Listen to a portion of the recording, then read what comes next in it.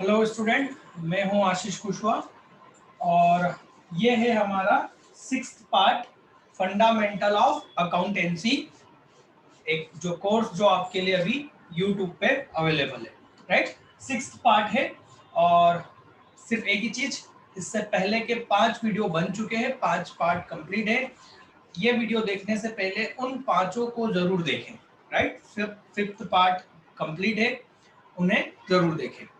चलिए तो बच्चों, हम लोग ने 5th पार्ट में हमने क्या देखा था? हमने असेट के बारे में समझा था कि असेट के 2 टाइप हमको मिलेंगे, फिक्स्ड और करंट। ठीक है ना, ये मैं वहां समझा चुका था।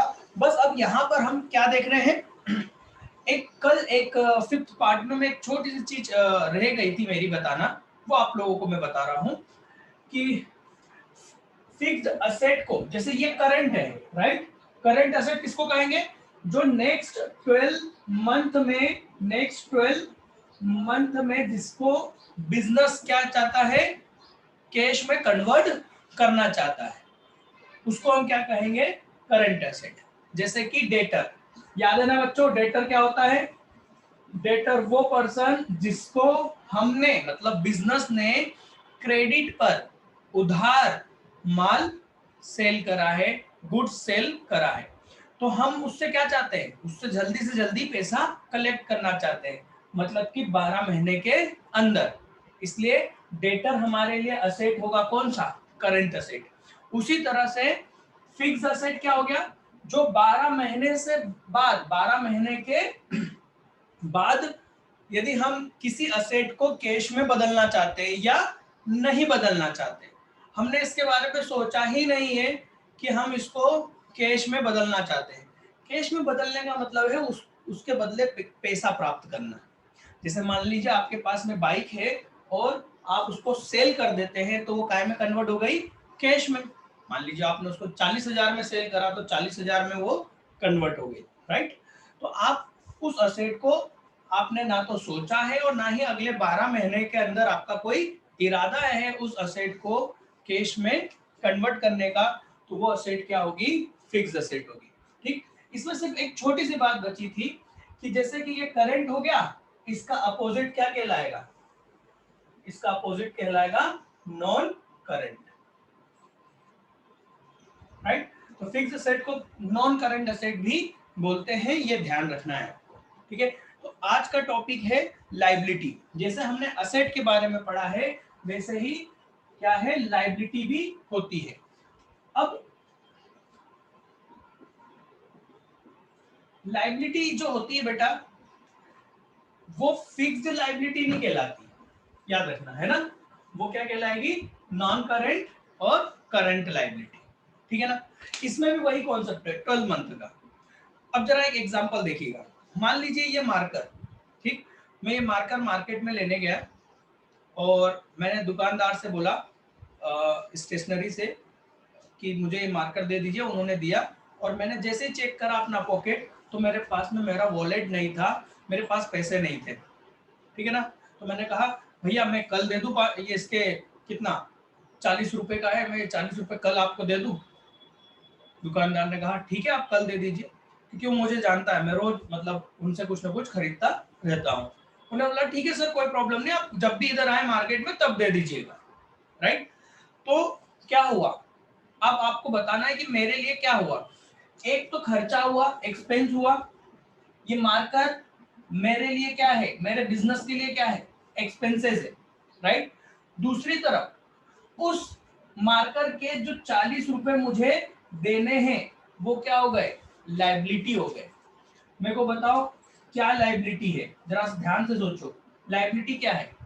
क्या मार्कर लायबिलिटी है? नहीं, मार्कर लायबिलिटी नहीं है। मार्कर के बदले वो जो सेलर है उसको मैं कितने दूंगा? 40 रुपए भी देना बाकी है। ये 40 रुपए जो अभी देना बाकी है, ये क्या है? लायबिलिटी है। ठीक, अब ये liability sir non current liability है या करंट लायबिलिटी, हम इस पर डिस्कस कर रहे हैं। तो मैं इसमें भी वही कहूंगा, ऐसी लायबिलिटी जिसको आपको नेक्स्ट, मतलब जिस दिन हम खड़े हैं उस दिन हम यदि हमसे कोई पूछता है कि भैया आपके पास में करंट लायबिलिटी कितनी है, तो हम आज से सोचेंगे कि आज से नेक्स्ट 12 मंथ के अंदर अंदर हमें जिनका पेमेंट करना है, हमें जिनका पेमेंट करना है, वो लायबिलिटी क्या होगी, करंट लायबिलिटी होगी। अब मुझे बताओ ये 40 रुपए की लायबिलिटी जो कि मेरे को किसको देना है, स्टेशनरी के ऑनर को, जहां से मैं ये मार्कर लेके आया हूं, राइट। मैं आज या कल वहां पर जाऊंगा और ये 40 रुपए उन्हें दे दूंगा कि थैंक यू सर, उस दिन में उस दिन मेरे पास में पैसे नहीं थे तो मैंने आज आपको ये दे दिए। कितने महीने हो गए, क्या इसमें महीने लग जाएंगे, नहीं, 1 2 दिन 4 दिन, राइट। तो ये लायबिलिटी क्या कहलाएगी, करंट लायबिलिटी कहलाएगी, ठीक है। अब सेकेंड एग्जांपल देखते हैं। मान लीजिए आपने एक कार ली है ना, कार परचेस करी और बैंक से क्या लिया, लोन, बैंक से लोन लिया। अब बैंक से जो आपने लोन लिया वो लायबिलिटी है या नहीं। देखो जो बैंक से जब हम लोन लेते हैं तो क्या आता है, हमारे पास में एक तरफ कैश आता है ना, हमारे अकाउंट में क्या आ जाता है, पैसा आ जाता है। तो कैश तो हमारे लिए क्या हो गया, असेट। दूसरी तरफ मान लो ये कितना कैश लिया हमने, 5 लाख रुपए का लोन लिया है ना, तो 5 लाख रुपए कैश है। दूसरी तरफ 5 लाख रुपए हमको लौटाना है बैंक को, राइट।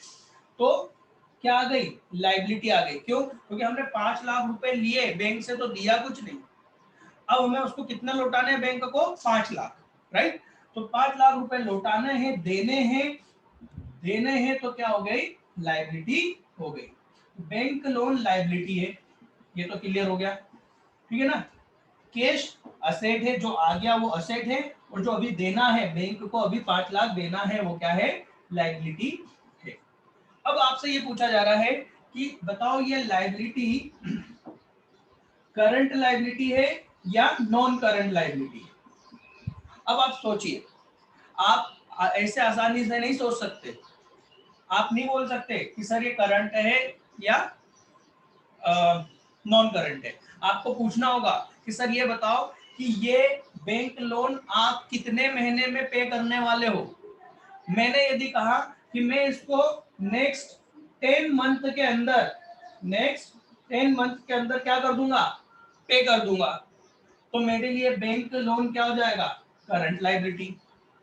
पर मैंने कहा कि नहीं नहीं, ये बैंक लोन तो मैंने 5 साल के लिए लिया है, 5 साल में इसको वे ऑफ करूंगा, पेमेंट करूंगा इसका 5 साल में, तो ये बैंक लोन मेरे लिए क्या हो जाएगा, नॉन करंट लायबिलिटी, ठीक है। एक और चीज ध्यान रखना, नॉन करंट लायबिलिटी को लॉन्ग टर्म लायबिलिटी भी कहते हैं, और करंट लायबिलिटी को, करंट को शॉर्ट टर्म भी बोलते हैं। शॉर्ट टर्म, टर्म, टर्म का मतलब होता है समय, है ना, ठीक है। तो लॉन्ग टर्म और शॉर्ट टर्म, शॉर्ट टर्म का मतलब वही करंट, मतलब कम समय के लिए लायबिलिटी, शॉर्ट टर्म मतलब कम समय के लिए लायबिलिटी, मतलब 12 मंथ के अंदर जिसका पेमेंट करना है, ठीक है। और लॉन्ग टर्म का मतलब क्या होगा, जिसका पेमेंट 12 मंथ के बाद करना है, वो क्या हो जाएगा, लॉन्ग टर्म लायबिलिटी, ठीक है। तो शॉर्ट टर्म और लॉन्ग टर्म। अभी इसमें एक और चीज मैं आपसे कुछ एग्जांपल ले रहा हूं, आपको खुद को सोच के बताना है ये लायबिलिटी कौन सी होगी। चलिए देखिए, हमने मिस्टर लाला से, ये मिस्टर लाला है, ठीक है ना, और मिस्टर लाला से हमने 5 लाख रुपए का क्या लिया, गुड्स लिया, राइट। 5 लाख रुपए का हमने गुड्स लिया। अब मेरे को बताओ, पहले तो मिस्टर लाला कौन है, तो आप कहोगे सर मिस्टर लाला हमारे लिए क्या है, क्रेडिटर है, ठीक। हिंदी में क्या कहेंगे, लेनदार, है ना। अब मैं आपसे पूछना चाहता हूं, बताओ क्या है ये उन चार में। आप कहोगे सर ये लायबिलिटी है। क्यों लायबिलिटी है, क्योंकि मिस्टर लाला से हमने 5 लाख रुपए के गुड्स ले लिए, बट कैसे लिए, यहां पर मैंने आपको बताना था, उधार लिए। कैसे लिए बेटा, उधार, है ना। तो हमने लाला से 5 लाख रुपए के गुड्स उधार लिया क्रेडिट पर, क्रेडिट मतलब उधार। तो मिस्टर लाला हमारे लिए क्या हो गए, हमारे लिए मतलब बिजनेस के लिए, बिजनेस के लिए क्या हो गया बेटा, बिजनेस के लिए हो गए क्रेडिटर। और क्रेडिटर क्या होती है, लायबिलिटी, क्योंकि हमने इनसे 5 लाख का माल तो लिया पर इनको दिया कुछ नहीं, आंखों में सच्चाई दिखा के आ गए कि हम लौटाएंगे आपके पैसे, राइट। अब मुझे बताओ, ये लायबिलिटी आपके लिए, आपको सोचना है बच्चों, आपको सोचना है कि ये लायबिलिटी आपके लिए, आपके बिजनेस के लिए मिस्टर लाला जो है लायबिलिटी, वो करंट लायबिलिटी है या नॉन करंट लायबिलिटी है, शॉर्ट टर्म लायबिलिटी है या लॉन्ग टर्म लायबिलिटी है। सोचिए, देखो बच्चों सिंपल सी बात है, लाला 5 लाख रुपए की बात है, क्या आपको 12 महीने बाद आपसे लेंगे? नहीं, वो तो तुरंत चाहते हैं आपसे, जितना जल्दी हो सके। आपके चाहने पर नहीं होगा, अब ये उसके चाहने पर होगा, लाला के।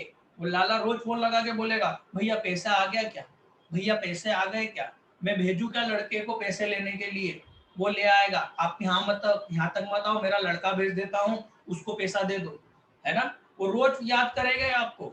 मतलब ये लायबिलिटी कौन सी है, शॉर्ट टर्म करंट लायबिलिटी, ठीक है। अब एक और क्वेश्चन आप लोगों को सोचना है और आंसर करना है। मैंने कहा था और आपने भी कहा, आपने भी जाना समझा कि कैपिटल क्या होती है, लायबिलिटी, है ना। कैपिटल क्या होती है, लायबिलिटी। तो अब मुझे ये बताइए बच्चे कि ये लायबिलिटी कौन सी है, करंट लायबिलिटी या शॉर्ट टाइम। कैपिटल कौन सी उसमें आएगी कैटेगरी में, दिमाग लगाइए अपना, जरा जरा सोचिए। देखिए बच्चे, कैपिटल एक तरह से एक स्पेशल लायबिलिटी है बिजनेस की, जहां पर वो ये शो कर रही है, कैपिटल कैपिटल शो कर रहा है कि भैया ये बिजनेस का ये ऑनर है। कैपिटल एक स्पेशल लायबिलिटी है, ये हम जानते हैं। और वो लायबिलिटी किसके लिए है, बिजनेस किसको देगा, ऑनर को। तो कैपिटल एक्चुअल में अपने आप को ऑनर को शो करता है, राइट। यदि मैं अपने बिजनेस से अपनी कैपिटल वापस ले लूंगा तो क्या मैं उसका ऑनर रहूंगा, नहीं, मेरा उस पर कोई अधिकार नहीं रहेगा, है ना। जब मेरा उस पर अधिकार ही नहीं रहेगा तो मैं उसका ऑनर नहीं रहूंगा। तो क्या मैं वो मतलब मेरे कैपिटल उस बिजनेस से लेना चाहूंगा, कभी भी नहीं, कभी भी नहीं लेना चाहूंगा। मतलब बिजनेस भी वो लायबिलिटी को कभी पे नहीं करना चाहेगा कि मैं पूरा पे कर दूं। यदि बिजनेस पूरा पे कर देगा लायबिलिटी ओनर को, तो फिर वो ओनर से कोई मतलब नहीं रहेगा।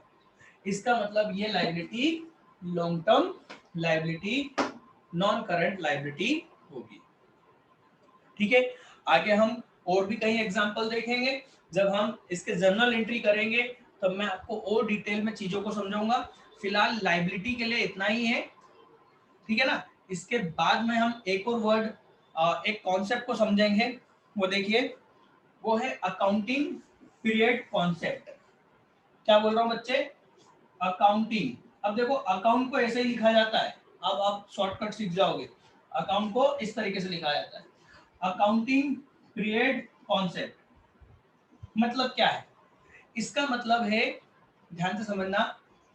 देखिए एक बिजनेस ने कितना प्रॉफिट करा, राइट, या कितना लॉस उठाया, ये जानने के लिए हमको क्या करना होता है कि हर मतलब उसके जो परफॉर्मेंस है, परफॉर्मेंस मतलब वो कितना अच्छा काम कर रहा है, राइट। तो उसके काम का कैलकुलेशन करने के लिए, मेजरमेंट करने के लिए हम क्या करते हैं, एक साल की अकाउंटिंग करते हैं। हम जो अकाउंटिंग करते हैं वो कितने, एक साल के लिए करते हैं, ठीक है ना। क्योंकि यदि हम ये सोचेंगे कि बिजनेस के आखिरी में, जीवन के आखिरी में हम देखें कि टोटल कुल मिला के 15 साल में, 20 साल में या 25 साल में या 40 साल में बिजनेस ने कितना प्रॉफिट करा, तो ये कुछ अजीब सा हो जाएगा। इसलिए हम क्या करते हैं, हम हर साल मतलब जो अकाउंटिंग करते हैं वो एक ईयर के लिए करते हैं, ठीक है ना।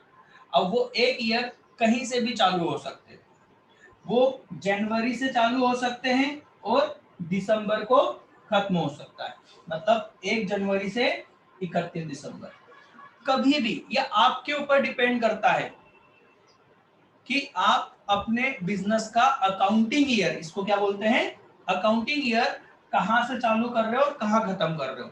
12 महीने तो करने पड़ेंगे, है ना। तो ये नॉर्मली माना जाता है कि किसी भी बिजनेस की जो अकाउंटिंग होगी वो क्या होगी, 12 महीनों के लिए की जाएगी, फिर 12 महीने बाद फिर से नई अकाउंटिंग, राइट। तो हर 12 महीने के लिए अकाउंटिंग की जाएगी, 12 मंथ के लिए अकाउंटिंग की जाएगी। ये जो बेटा, ये जो 12 मंथ है ना, ये करंट मैंने बताया था, असेट में भी 12 मंथ बताया था। ये कॉन्सेप्ट एक्चुअल में इस accounting principle accounting period concept से ही आया है। अब वो क्या आया है वो मैं डिटेल में बाद में बताऊंगा, ठीक है ना।